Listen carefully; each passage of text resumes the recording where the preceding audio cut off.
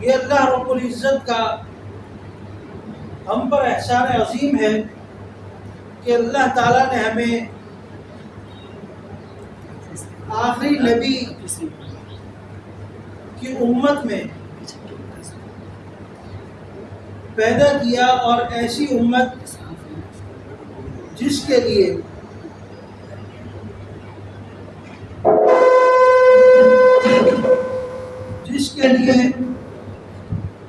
اللہ رب العزت کی طرف سے بڑے انعام و اکرام بھی ہے، اور ان سب کا تعلق اسی کے ساتھ ہوتا ہے کہ بندہ علم دین حاصل کرے۔ آج ہم بدقسمتی سے جس کو علم کہتے ہیں عموماً وہ علم نہیں ہوتا، بلکہ وہ ہماری جاب کی یا ہماری نوکری کی ایک سرٹیفکیٹ ہمیں ملتا ہے، اور ہم اسے علم سمجھ لیتے ہیں۔ حالانکہ اگر وہ علم بھی یا اس پڑھنے پڑھانے کو بھی اگر ہم اللہ کی رضا اور خوشنودی کو سامنے رکھ کر حاصل کریں تو وہ بھی ایک عبادت بھی بن جائے گا، اور وہ علم دین بھی بن جائے گا، چاہے وہ ڈاکٹر کا علم ہی کیوں نہ ہو، چاہے وہ انجینئر کا علم ہی کیوں نہ ہو۔ تو ان تمام علوم کے اندر اگر نیت اس کی خالص ہے،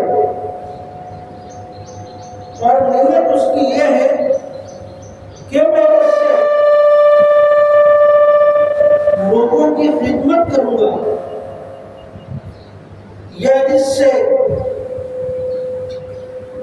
اللہ رب العزت کی جو عوام ہے، جو امت ہے، ان کے کام آؤں گا، تو یہ خود بخود یہ علم سیکھنا بھی آپ کے لیے ایک عبادت بن جائے گا۔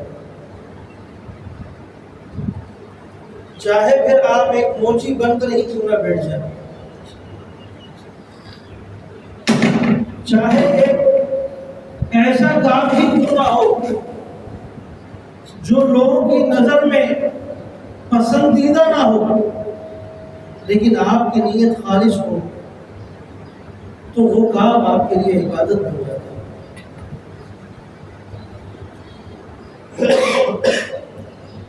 ایک ڈاکٹر علم حاصل کرتا ہے، لیکن اس کے اگر ذہن میں یہ ہے کہ میں ڈاکٹری پڑھ لوں گا اور پھر میری اتنی تنخواہ ہو جائے گی، یا اس کی تنخواہ بھی اتنی ہو جاتی ہے، لیکن اس کے اندر وہ ایمانداری نہیں رکھتا۔ مریض کو ایک دوا کی ضرورت ہے، یہ پرچہ لکھ کر پورا بھر کر اس کو دے دیتا ہے۔ مریض ٹھیک ہے، پھر بھی اس کو دوائی لکھ کے دے رہا ہے۔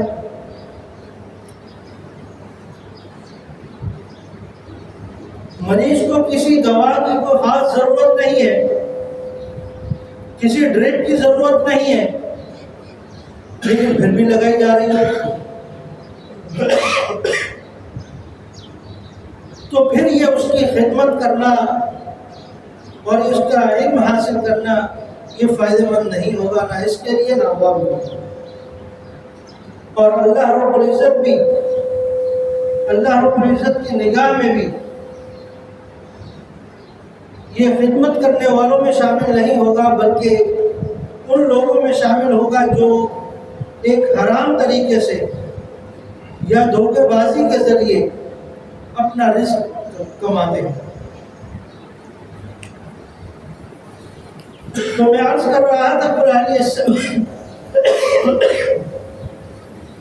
يستوي الذين يعلمون والذين لا يعلمون،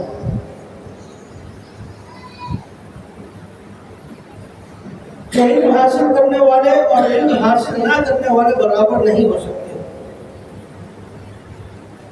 گھر کے اندر دو عالم ہیں،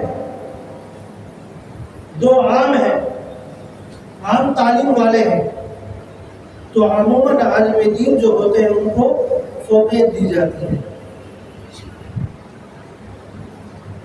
ان کے علم کی وجہ سے کہ انہوں نے قرآن و حدیث کا علم حاصل کیا ہے، یہ پڑھنے والے ہیں، قرآن کو سمجھنے والے ہیں، نبی اکرم صلی اللہ علیہ وسلم کی احادیث سے واقف ہے، اور پھر عموماً وہی لوگ گھر کے فیصلے بھی کر رہے ہوتے ہیں،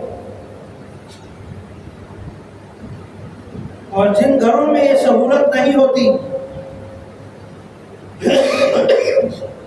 یا یہ نعمت نہیں ہوتی وہاں لوگ پھر مختلف پریشانیوں کا شکار بھی ہو جاتے ہیں، یا جو والدین اپنے بچوں کو دینی تعلیم نہیں دلوا پاتے بعد میں عموماً پریشان ہوتے ہیں کہ میرا بچہ میری خدمت نہیں کر رہا، ہمیں دیکھتا نہیں ہے، ہمیں پوچھتا نہیں ہے، ہماری دیکھ بھال نہیں کرتا، یا ہمارے ساتھ ادب سے پیش نہیں آتا، تو اس کی بنیادی وجہ یہی ہوتی ہے کہ اس بچے کو آپ نے ماں باپ کا ادب و احترام سکھایا کب تھا؟ اسے کیا پتا کہ قرآن کیا کہتا ہے؟ اس بچے کو کیا پتا کہ نبی اکرم صلی اللہ علیہ وسلم کی احادیث میں ماں باپ کا مرتبہ کیا بیان کیا گیا تھا؟ اس بچے کو یہ اسکول اس طرح کی تعلیم ناچ گانا تو سکھا دے گی،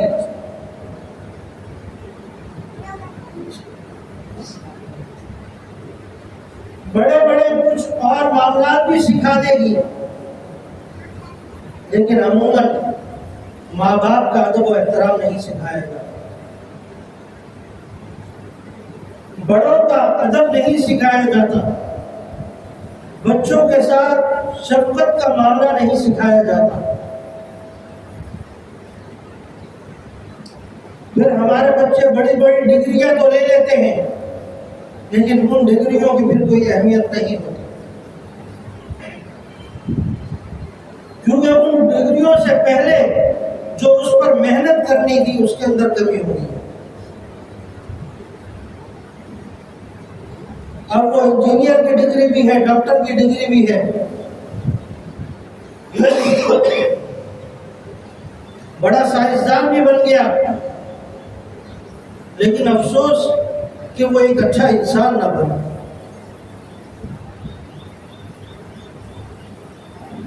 بڑے بڑے القابات تو لگ گئے اس کے ساتھ،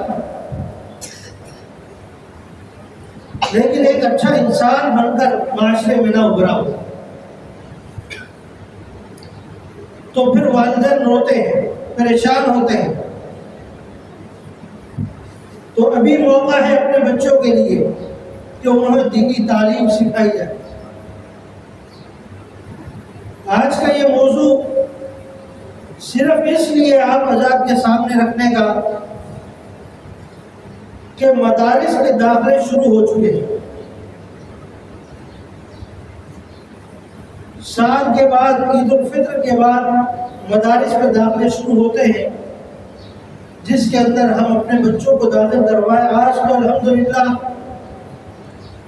مدارس کے اندر دینی تعلیم تو اپنی جگہ ہے ہی، جس کے مقابلے میں اگر پورے پاکستان، پوری دنیا میں اگر آپ دیکھ لیں تو پاکستان سے بڑھ کر کوئی دینی تعلیم دینے والے مدارس آپ کو نظر نہیں آئے گے۔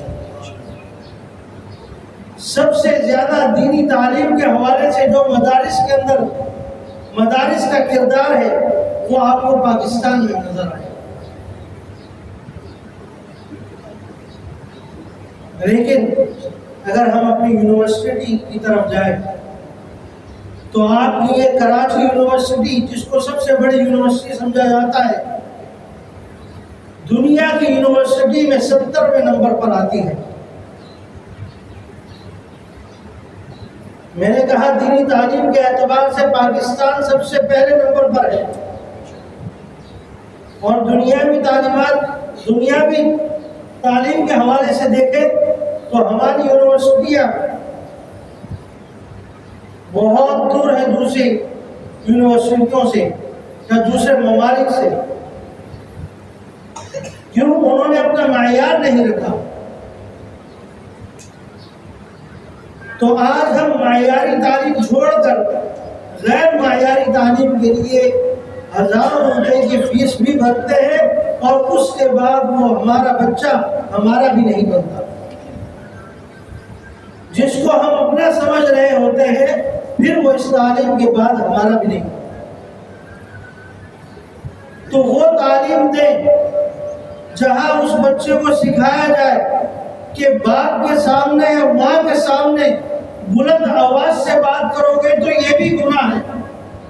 وَلَا تَقُلْ لَهُمَا أُفٍّ، قرآن پاک کے اندر آتا ہے کہ اپنے والدین کو اف تک نہ کہو۔ وَلَا تَقُلْ لَهُمَا أُفٍّ، تمہاری زبان سے، تمہارے منہ سے ایسے الفاظ بھی نہیں نکلنے چاہیے۔ یہ ادب و احترام اسے قرآن سکھائے گا، یہ مدارس سکھائیں گے، یہ دینی تعلیم حاصل کرنے والوں کو پتہ چلے گا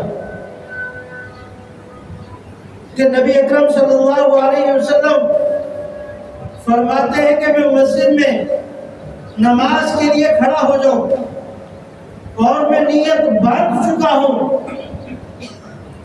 سورہ فاتحہ شروع کر چکا ہوں، اور سامنے سے دروازہ کھلے اور میری والدہ مجھے پکارے تو میں نماز توڑ کر اپنی والدہ کو جواب دوں۔ یہ احترام سکھایا۔ اگر اللہ کی رضا چاہتے ہو تو پہلے اپنے والد کو راضی کرو، اگر والد کی رضا نہیں ہوگی تو اللہ بھی راضی نہیں ہوگا۔ میں نے تمہاری ماؤں کے قدموں میں جنت رکھی ہے، ان ماؤں کی خدمت کرو گے تو تمہیں جنت ملے گی۔ اگر ان کی خدمت سے تم نے پہلو دہی کی تو اس کا انجام وہی ہوگا کہ آج اگر تم اپنے ماں باپ کی نافرمانی کرو گے تو کل تمہارے بچے بھی تمہاری نافرمانی کریں گے۔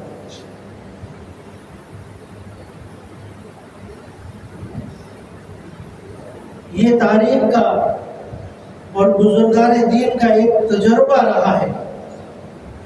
آپ حضرات کے سامنے ایک شعر کرتا ہوں کہ جس نے اپنے ماں باپ کو پریشان کیا، تکلیف دی،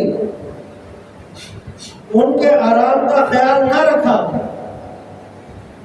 تو مرنے سے پہلے یہ اپنی اولاد کی صورت میں اپنے لیے بھی یہی اذیت دیکھے۔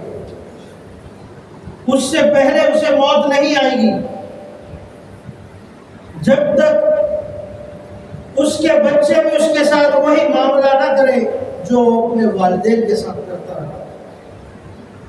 یہ اللہ رب العزت یہ عذاب، یہ مصیبت بندے کو دنیا میں ہی دکھاتے ہیں۔ جس نے اپنے ماں باپ کی ناقدری کی تو اس کے بچے بھی اس کی ناقدری کریں۔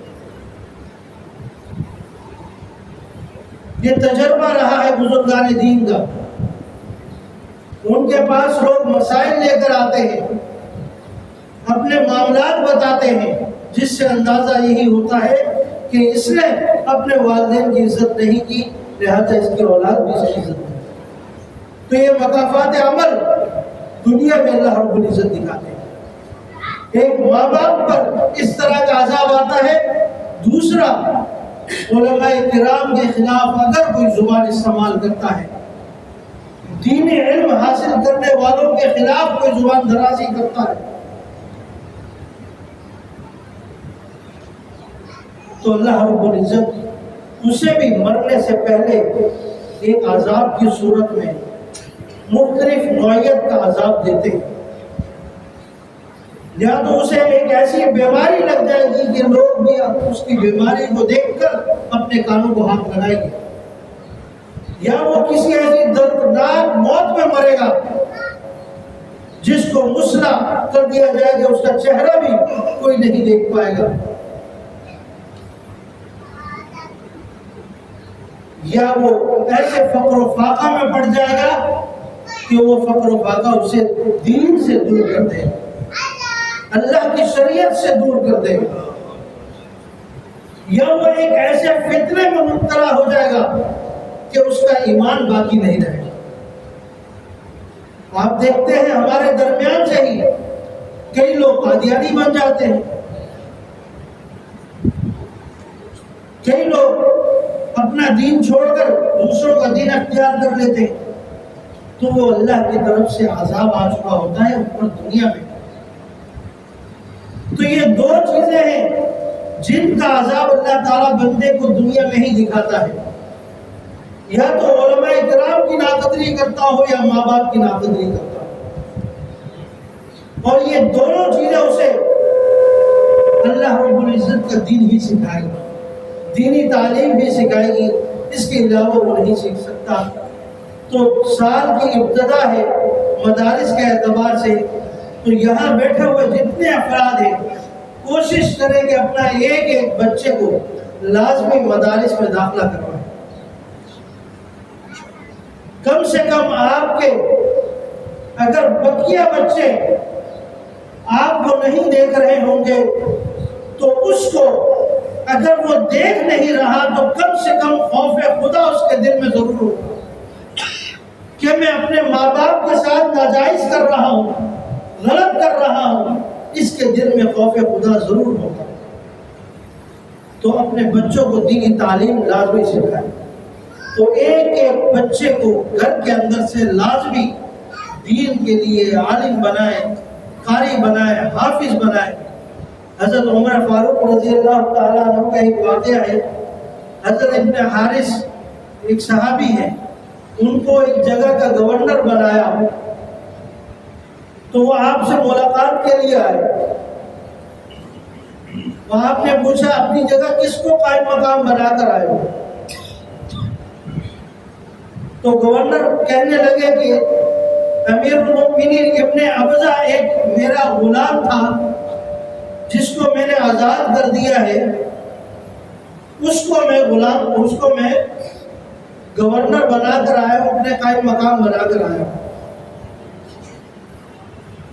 تو آپ نے فرمایا کہ ایک غلام کو، ایک آزاد کردہ غلام کو تم کیسے گورنر کے عہدے پر بٹھا کر آ سکتے ہو جبکہ وہ غلام ہے یا غلام تھا پہلے سے؟ تو حضرت حارث نے فرمایا کہ امیر المؤمنین وہ ابن ابزہ جو ہے میں مانتا ہوں وہ آزاد کردہ غلام ہے، لیکن وہ قرآن پاک کا قاری ہے، میراث کا علم سیکھتا ہے اور عالم دین ہے. اس وجہ سے میں نے اس کو اپنی جگہ قائم مقام بنا کر آیا ہوں. تو اس پر حضرت عمر فاروق رضی اللہ تعالیٰ عنہ نے اسے شاباش دی کہ تم نے اپنا انتخاب بہت اچھا کیا کہ ایک ایسے شخص کو بنا کر آئے ہو جو دینی تعلیم کو جانتا ہے. تو حضرت عمر فاروق رضی اللہ تعالیٰ عنہ کا بھی معیار یہی تھا کہ وہ کسی جگہ اگر کسی کو گورنر بناتے تو عالم دین کو بناتے جس نے دین علم سیکھا ہوا. تو اپنے بچوں کو اس وقت دینی تعلیم سکھانی ہے تاکہ ہمارے گھر کا اور ہمارا معاشرہ ایک نظام بہتر ہو سکے. اور اس نظام کو بہتر کرنے کے لیے میں نے آپ سے یہی کہا کہ ایک عالم دین گھر کے اندر ہوگا، علاقے میں ہوگا، وہی نظام بہتر کر سکتا ہے. اس کے علاوہ آپ کو صرف اپنی جاب یا نوکری کی سرٹیفکیٹ ملیں گے اور وہ کسی کام کے لیے نہیں ہوں گے، یعنی آپ کے آخرت کے اعتبار سے نہیں ہوگی دنیا بنا سکتے ہیں، دنیا کما سکتے ہیں، لیکن ماں باپ کی محبت اللہ کی رضا حاصل نہیں کر سکتے۔ اللہ تعالیٰ عمل کی توفیق عطا فرمائے اور اپنے بچوں کو دینی تعلیم حاصل کرنے والا وما علینا الا